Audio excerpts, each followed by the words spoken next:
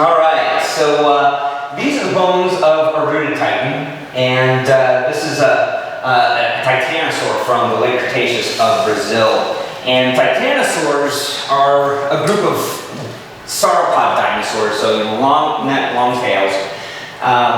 Unfortunately, as a group, it's kind of hard to describe them kind of beyond that because they ended up developing quite a high diversity of different shapes.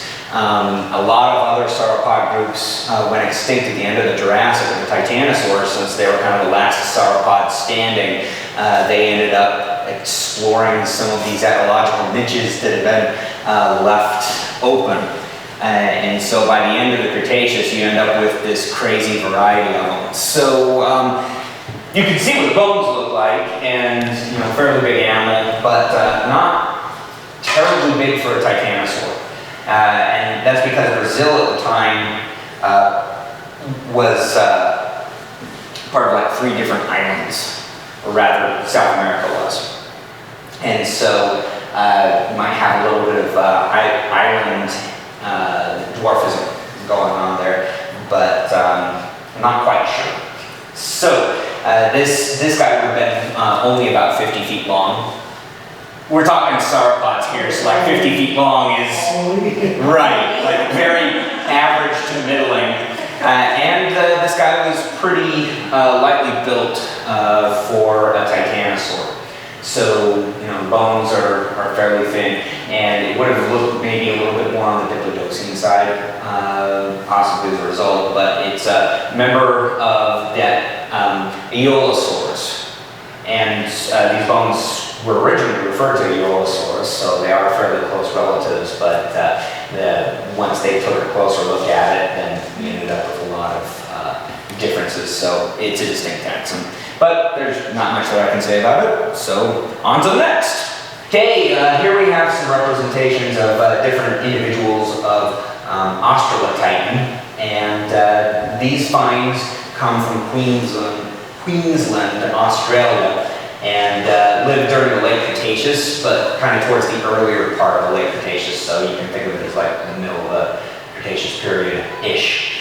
You can see they found different sizes of these guys, but the largest sizes were fairly fragmentary, so they declined to estimate how big these guys could get, which is awesome, because a lot of times people will be so excited to say, "We found the biggest one ever!" And it turns out that their estimate is just really, really wrong. So these guys declined to say, what the maximum dimensions would be, but it is in the neighborhood of some of the largest of the titanosaur dinosaurs, which are among the largest animals ever to walk on land. This is definitely the biggest dinosaur to come out of Australia. Okay, this is one of the only bones from Jara titanus, which, it's from the late Cretaceous of Uzbekistan. The titanosaurs were the main sauropod group to stick around after the Jurassic extinction, but they weren't the only ones. And this one, it's a little bit confusing as to whether it belongs to the Robocosaurs, which are relatives of the Diplodocens, or if this is a titanosaur that had some Robocosaur features. It seems like most studies are leaning towards the titanosaur side of it. Now, there have been a number of different new dinosaurs to come out of this Besetki formation in Uzbekistan during the past few years. Last week we talked about, I think it was like 3 or 4 of them. So this is a new area that's getting a lot of exploration. Really, really fragmentary dinosaurs, unfortunately, but when it's a new area for exploration, pretty much everything that you find is going to be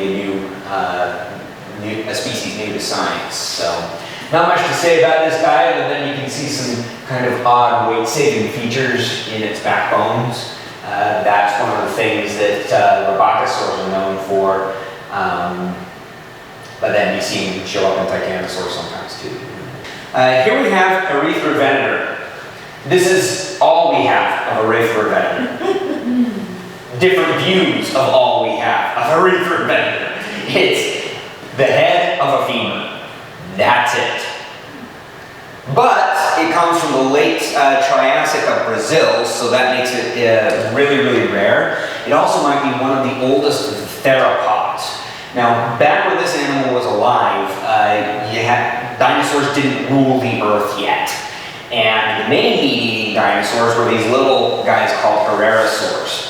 So this guy represents an interesting new kind of meat-eating dinosaur, and for a little while there you had two different kinds of meat-eating dinosaurs. Then the Herrerasaurs die out, and it's just theropods from there on out, and those are pretty much the only meat-eaters going on from it.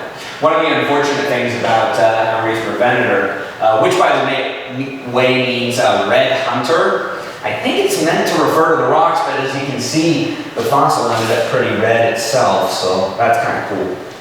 But when you get really fragmentary stuff like this, sometimes different paleo artists will just kind of go nuts with it. And so I saw a lot of pictures of Aretha venator, and they just kind of drew a coelophysis. You can see a coelophysis right over there, and then made it all fuzzy and stuff. Like, we have no idea what this animal looked like. It's the head of a femur, so, you know, if I were going to do an artistic representation of it, I would show the head of a femur. That's all we know about this thing. But, you know, I guess optimism springs eternal among artists, and so if you ever see a picture of a Aretha venator, know that it is just a shot in the dark, and we have no idea what it really looked like. This is a very unassuming kind of dinosaur. This is about all that we got of it, so this is most of the dentary of a Hadrosauromorph. Hadrosauromorphs, well, we've got one in the park. It's Eolambia. They kind of look like a cross between the ductile dinosaurs and the iguanodon type dinosaurs. So they have some features of both. The funny thing about this is that this guy lived in Spain right at the end of the Mesozoic. And so as a result, it got one of the most metal names out there for a hadrosaur. It's called Phylax. Now that doesn't sound, I mean, it sounds cool, but like, you know, let me tell you what it means. The whole name is Phylax thyracolasis, and it means the keeper of the gates of hell. Watch the door. So, yeah, we've got this, you know, kind of plant-eating dinosaur. They don't often get the scary names, but this guy got a really scary name, so that's pretty darn cool. But there's not much to say about it other than, like, first, Hadrosauromorph, and this is kind of the last surviving member of that group that's not an actual hadrosaur. That's really kind of weird. And that's probably because Europe at the time was only drying out from having spent millions of years as an archipelago. And so Spain would have been kind of this island like, you know, Great Britain is today.